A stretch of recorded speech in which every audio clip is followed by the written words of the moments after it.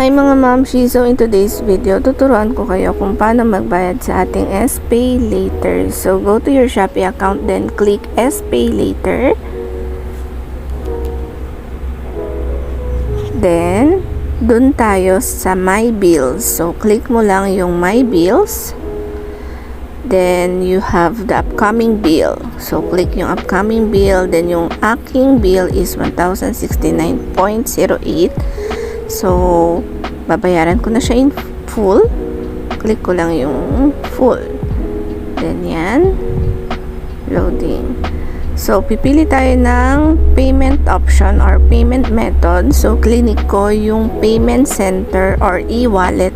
Yun kasi yung pinakamadaling way. So, click the Gcash.